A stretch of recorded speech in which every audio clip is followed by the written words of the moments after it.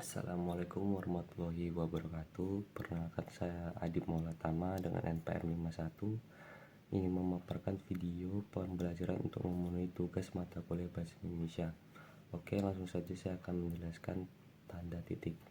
Tanda titik digunakan pada akhir pernyataan. Misalnya, Andi membeli sepatu baru titik. Digunakan untuk mengakhiri pernyataan yang lengkap yang diikuti dengan penjabaran yang rinci. Tujuan penelitian ini bertujuan untuk mengetahui bagaimana negara ASEAN saling berinteraksi satu sama lain. Titik. Digunakan di belakang angka atau huruf dan dalam sebuah daftar perincian tabel atau bagan. Contoh, penggunaan tanda titik pada perincian. 1 titik kaidah umum, 2 titik kaidah khusus. Tanda titik tidak digunakan di belakang angka terakhir pada nomor dalam perincian. Tanda titik tidak digunakan pada angka atau titik huruf bertanda kurung dalam perincian. Titik. Tanda titik tidak digunakan di belakang angka terakhir, baik satu digit maupun lebih, dalam satu tabel bagian grafik dan atau gambar. Tanda titik digunakan untuk memisahkan angka, jam, menit, detik untuk menunjukkan waktu atau jangka waktu. Misalkan 07.14.23 jam atau 7 jam, 14 menit 23 detik. Tanda titik digunakan untuk memisahkan bilangan ribuan atau kelipatan yang menunjukkan jumlah. Misalkan Andi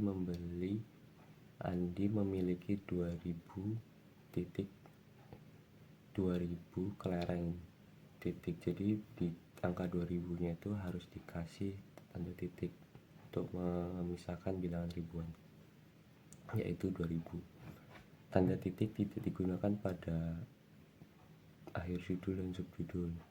Bentuknya bentuk dan kedaulatan seharusnya bab 1, UUD 1945.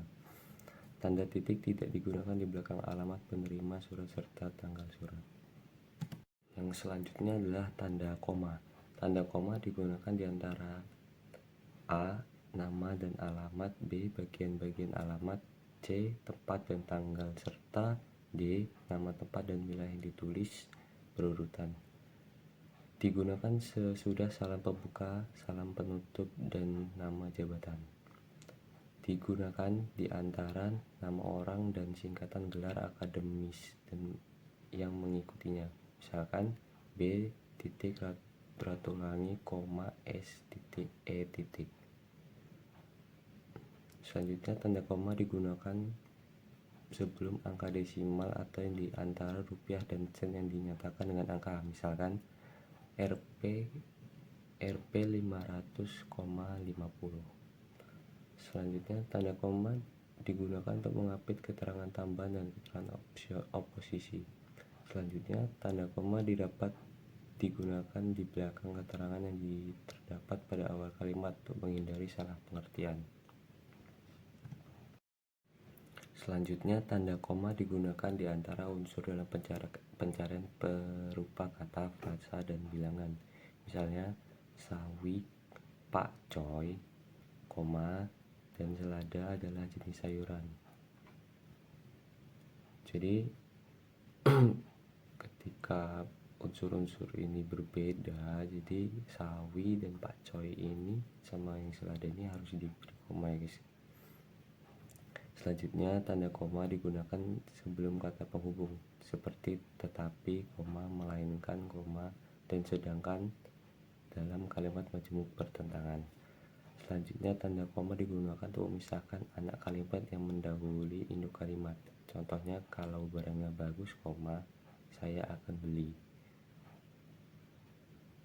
Dan selanjutnya adalah tanda koma tidak digunakan jika induk kalimat mendahului anak kalimat. Misalkan, saya akan beli, koma, jika barangnya bagus. Digunakan di belakang kata ungkapan pembukaan kalimat seperti oleh karena itu, koma, dan jadi. Digunakan sebelum dan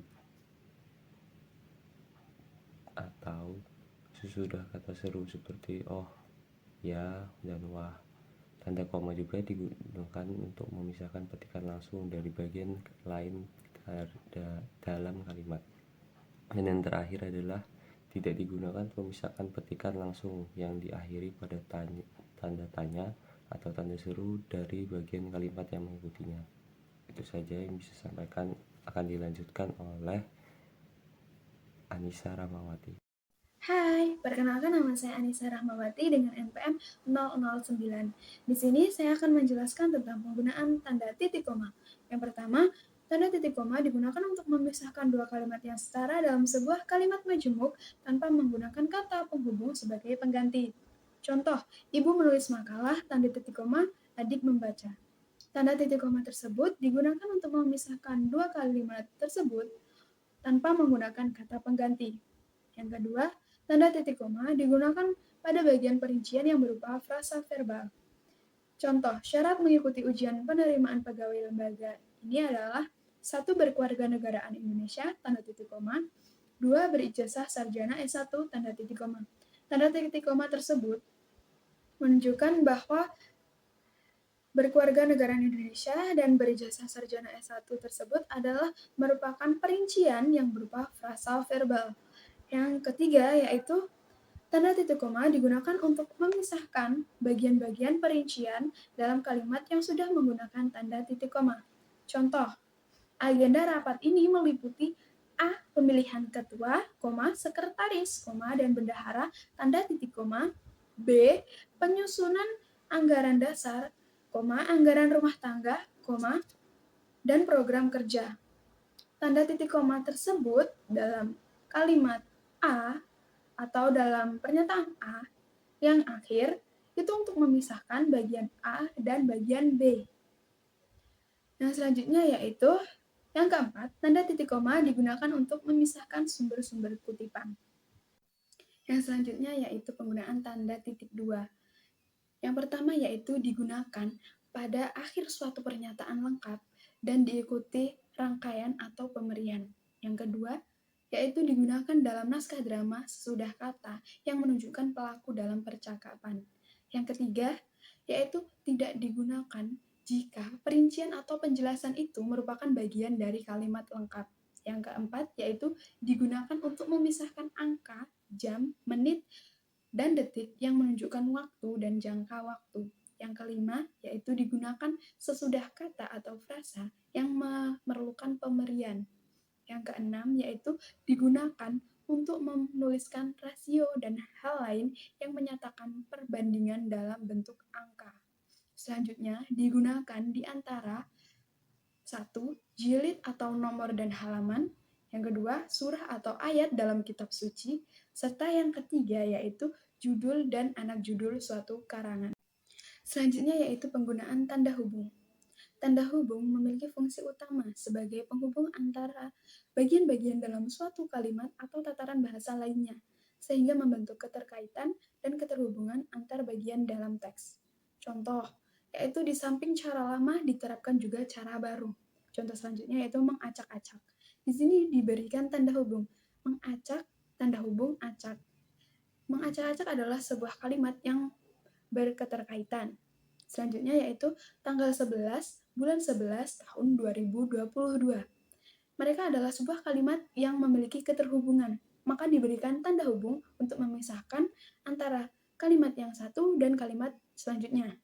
Selanjutnya yaitu tanda hubung evolusi. Adalah kata imbuhan, jadi diberikan tanda untuk menandakan bahwa adalah kata imbuhan. Selanjutnya yaitu se-Indonesia.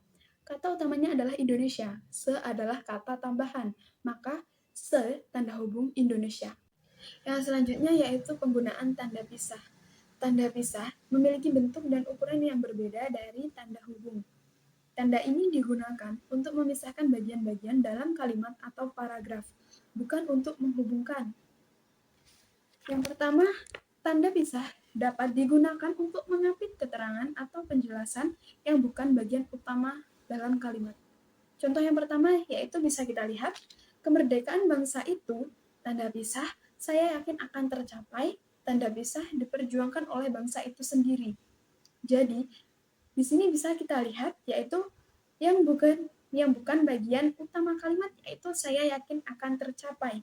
Karena di situ ada tanda pisah di bagian kiri dan kanan dari kalimat saya yakin akan tercapai. Yang kedua yaitu tanda pisah dapat digunakan untuk mengapit keterangan atau penjelasan yang merupakan bagian utama kalimat dan dapat saling menggantikan dengan bagian yang dijelaskan. Contohnya yaitu yang terakhir, Soekarno-Hatta, tanda pisah Proklamator Kemerdekaan Republik Indonesia, tanda pisah diabadikan menjadi nama jalan di beberapa kota di Indonesia. Jadi, kalimat utama di sini yaitu Proklamator Kemerdekaan Republik Indonesia. Itu bisa menjelaskan bagian Soekarno-Hatta. Bisa jadi Soekarno-Hatta tidak perlu dimasukkan dan langsung menjadi kalimat yang berbunyi Proklamator Kemerdekaan Republik Indonesia diabadikan menjadi nama jalan di beberapa kota di Indonesia. Yang ketiga, yaitu tanda pisah digunakan di antara dua bilangan, seperti tanggal, hari, bulan, tahun, atau tempat yang berarti sampai dengan atau sampai ke. Contohnya yaitu contoh yang kedua. Tahun 2019, tanda pisah 2022. Tanda pisah ini melambangkan atau mengartikan yaitu sampai dengan. Jadi bisa dibaca tahun 2019 sampai dengan 2022. Yang selanjutnya yaitu penggunaan tanda tanya. Yang pertama, tanda tanya digunakan di akhir kalimat tanya. Contoh, kapan kamu akan datang? Yang kedua, tanda tanya digunakan di dalam tanda kurung untuk menyatakan bagian kalimat yang diragukan atau yang kurang dapat dibuktikan kebenarannya. Contoh, di Indonesia terdapat 740 dalam kurung tanda tanya bahasa daerah. Mengapa ada kalimat tanda tanya dalam kurung di samping 740? Karena 740 itu masih diragukan keasliannya atau kebenarannya. Maka diberikan tanda tanya dalam kurung. Yang selanjutnya yaitu penggunaan tanda seru. Tanda seru digunakan untuk mengakhiri ungkapan yang menggambarkan kekaguman, kesungguhan, emosi yang kuat, seruan, atau perintah. Contoh, alangkah indahnya Taman Laut Bunaken. Selanjutnya contohnya, saya tidak melakukannya. Merdeka. Hai, bayarlah pajak tepat waktu. Yang selanjutnya yaitu penggunaan tanda elipsis. Yang pertama, tanda elipsis digunakan untuk menunjukkan bahwa dalam suatu kalimat atau kutipan ada bagian yang dihilangkan atau tidak disebutkan. Contohnya, penyebab kemerosotan, tanda elipsis akan diteliti lebih lanjut. Tanda elipsis tersebut menunjukkan bahwa dalam kalimat tersebut ada sebuah kutipan atau kalimat yang tidak dituliskan. Yang kedua, yaitu tanda elipsis digunakan untuk menulis ujaran yang tidak selesai dalam dialog. Contoh, menurut saya tanda elipsis seperti tanda elipsis bagaimana Bu? Tanda elipsis tersebut menunjukkan bahwa dalam kalimat tersebut atau dialog tersebut ada ujaran yang tidak selesai. Yang ketiga, yaitu tanda elipsis digunakan untuk menandai jeda dalam tuturan yang dituliskan. Contoh, maju, tanda elipsis jalan. Tanda elipsis itu memberikan jeda untuk kata maju dan kata jalan. Jadi, bisa kita contohkan yaitu maju jalan. Yang keempat, yaitu tanda elipsis digunakan di akhir kalimat diikuti dengan tanda baca akhir kalimat berupa tanda titik, tanda tanya, atau tanda seru. Contoh, pergi dari sini jika kamu, tanda elipsis, tanda seru. Oke, yang selanjutnya yaitu tanda petik. Tanda petik dapat digunakan untuk mengapit petikan secara langsung, yaitu dengan pembicaraan, naskah, atau bahan tertulis lainnya. Contohnya yaitu merdeka atau mati, Suruh Bung Tomo dalam pidatonya. Yang kedua yaitu tanda petik dapat digunakan untuk mengapit judul. Contohnya, puisi pahlawanku terdapat pada halaman 125 buku itu. Yang ketiga, tanda petik dapat digunakan untuk mengapit istilah ilmiah yang kurang dikenal atau kata yang mempunyai arti khusus. Misalnya, dilarang memberikan amplop kepada petugas. Di bagian amplop kita beri tanda petiknya. Selanjutnya ada tanda petik tunggal. Yang pertama, tanda petik tunggal digunakan untuk mengapit petikan yang terdapat dalam petikan lain. Contohnya yaitu tanya dia, kudengar bunyi kring-kring tadi. Selanjutnya yaitu tanda petik dapat digunakan untuk mengapit makna, pandanan, atau penjelasan kata atau ungkapan. Misalnya, tergugat, yang digugat. Selanjutnya yaitu terdapat tanda kurung. Tanda kurung dapat kita gunakan untuk mengapit keterangan tambahan seperti singkatan atau pandanan kata asing. Misalnya, bahasa Indonesia mempunyai tes standar yang disebut Uji Kemahiran Bahasa Indonesia, tanda kurung UKBI. Selanjutnya, tanda kurung dapat kita gunakan untuk mengapit keterangan atau penjelasan yang bukan bagian utama kalimat. Misalnya, keterangan itu dalam kurung lihat tabel 10 menunjukkan arus perkembangan baru pasar dalam negeri. Tanda kurung juga dapat kita gunakan untuk mengapit kata yang keberadaannya di dalam teks dapat dimunculkan atau dihilangkan. Contohnya, dia berangkat ke kantor dengan bus Transjakarta, bus dalam kurung. Dan yang terakhir, tanda kurung juga dapat kita gunakan untuk mengapit huruf atau angka sebagai penanda perincian yang ditulis ke samping atau ke bawah di dalam kalimat. Misalnya, faktor produksi menyangkut A. bahan baku, B. biaya produksi, dan C. tenaga kerja. Terdapat tanda kurung siku. Tanda kurung siku dapat kita gunakan untuk mengapit huruf, kata, atau kelompok kata sebagai koreksi atau tambahan atas kesalahan atau kekurangan di dalam naskah asli yang ditulis orang lain. Contohnya, sang sapurba mendengar bunyi gemerisik. Kata di mendengar itu kurang D, jadi ditambahkan kurung siku D menjadi mendengar. Yang tadinya mendengar jadi mendengar. Kemudian tanda kurung siku juga dapat kita gunakan untuk mengapit keterangan dalam kalimat penjelas yang terdapat dalam tanda kurung. Contohnya yaitu persamaan kedua proses itu, perbedaannya dibicarakan di dalam bab 2. Lihat halaman 35 sampai 38 perlu dibentangkan di sini.